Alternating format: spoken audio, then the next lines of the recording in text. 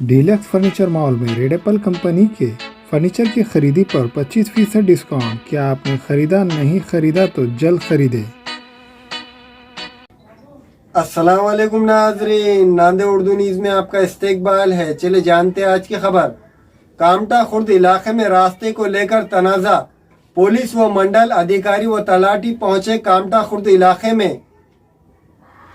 नांदेड़ के कामटा खुर्द इलाके में एक रास्ते को लेकर कई तरह के तनाज़ात खड़े हो रहे हैं। पिछले 15 महीनों से गन्ने की फसल पककर तैयार खड़ी है, लेकिन रास्ता नहीं होने के सबब कामटा खुर्द इलाके में गाड़ियों की आमद व रफ्त नहीं हो पा रही है, जिसके सबब गन्ने को तोड़ने का अमल अभी तक शुरू नहीं हो पाया है। रास्ता न होने के सबब कामटा खुर्द इलाके में ऐसे 15 घर मौजूद है जो कई तरह की मुश्किलात का सामना कर रहे हैं। इस सिलसिले में आज पुलिस अफसरान व मंडल अधिकारी व तलाटी ने कामटा खुर्द इलाके में पहुंचकर वहां के सड़क का जायजा लिया और दोनों किसानों को आपस में बुलाकर कानूनी नक्शे की बुनियाद पर रास्ता निकालने की बात जाहिर की।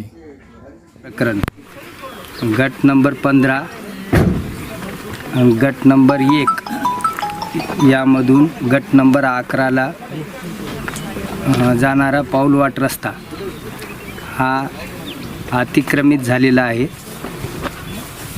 सध्या स्थितीत शेतकऱ्याची तिथं पिकं आहेत आणि सदर प्रकरणामध्ये भूमी अभिलेख कार्यालयाने रस्त्याचे सीमांकन करून देणे योग्य राहील। सीमांकन केल्याशिवाय सदरचा रस्ता हा खुला करून देता येणार नाही। दोन्ही बी शेतकऱ्याला ज्यांनी अतिक्रमण केले, रस्ता बंद केला आहे, त्यांना सांगितलं तर त्यांच्या सहमतानं रस्ता देण्यास तयार आहेत ते। हां, मी दत्तात्रय गंगाराम तिडके।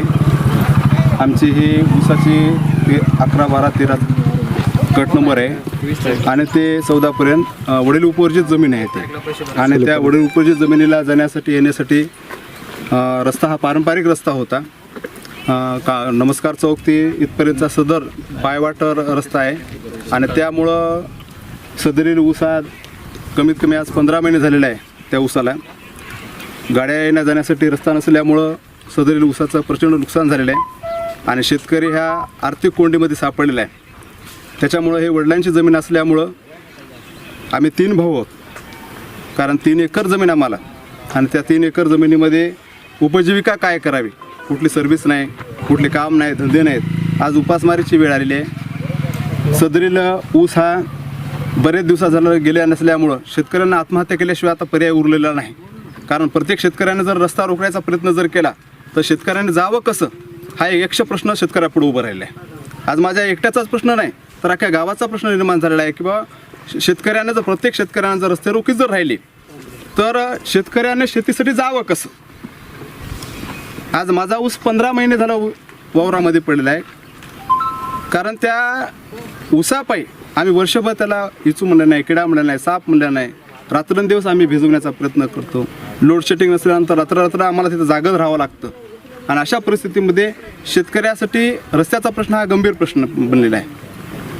आज काय कारवाई झाली? आज मंडळ अधिकारी साहेब आलेत, त्याच्यानंतर तलाठी साहेब आलेत, त्यांनी जायमुख्यावर पाहणी करून काय कंडिशन आहे याचा इतिवृत्तांत तहसीलदार साहेबांना देण्यासाठी त्यांनी पूर्तता करण्यासाठी त्यांनी सांगितलेलं आहे। विजय कुमार सूरज कुमार जाजू।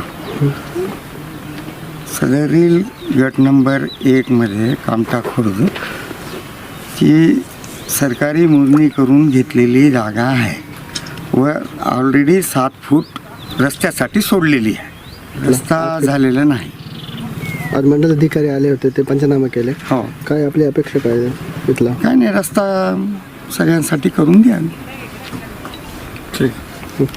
दाखिलों के लिए डोनेशन नहीं, वाजबी फीस, आला तालीम याफ्ता अमला, कुदरती माहौल, बाउंड्री वॉल, पार्किंग की सहूलत और वॉचमैन। दाखिलों के लिए उजलत कीजिए Bachpan pre primary English school, Ubaid residency, Maltekri road, Nanded. हमारे यहाँ फर्नीचर, पलंग, सिंगारदान, सोफा सेट, अलमारी, dining table, fridge, computer table और दीगर कंपनियों के फर्नीचर दस्तियाब है। एक मरतबा तशरीफ लाकर खिदमत का मौका दे। Proprietor Maulana Shabbir Sahab, deluxe furniture mall and home appliances, fruit market के सामने, मालटेकरी रोड, कामठा, नांदेड़। अस्सलाम वालेकुम, मैं अखिल मिर्जा। हमें उम्मीद है कि आपको हमारा चैनल अच्छा लगता होगा। लेटेस्ट न्यूज के लिए देखते रहिए नांदेड़ उर्दू न्यूज और न्यूज के पसंद आने पर लाइक शेयर और सब्सक्राइब करना ना भूलें।